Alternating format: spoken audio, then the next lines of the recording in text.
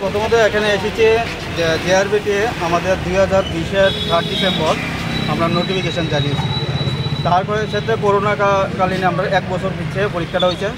তো আজকে 2024-এর 20 অগাস্ট মানে সবচেয়ে বড় একটা সংখ্যা, বেকার সংখ্যা, এখানে 2,500 পোস্টের সংখ্যা। এই সংখ্যাটা আজকে আমরা দীর্ঘ 4 বছর ধরে অপেক্ষা করতে করতে আমরা একটা বিরক্তকর হয়ে গেছি।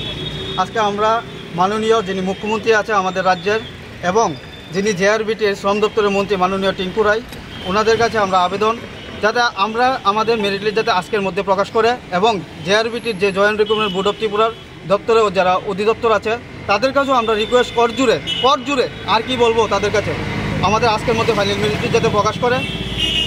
তার জন্যই আমরা আজকে এই আন্দোলন।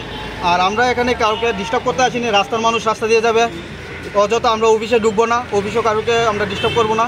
আমরা এখানে সবাই শিক্ষিত বেকার, সবাই শান্তিপূর্ণভাবে এখানে এসেছি যাতে আমাদের রেজাল্ট আজকের মধ্যেই প্রকাশ করে।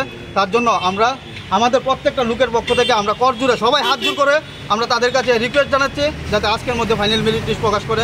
তার জন্য যে এর আগেও তো আপনারা এসেছিলেন, মানে কি 4 থেকে 5 বার আমরা এর আগে আসছি, প্রত্যেকবারই কয় এমসিসির অজুহাত দেখায়।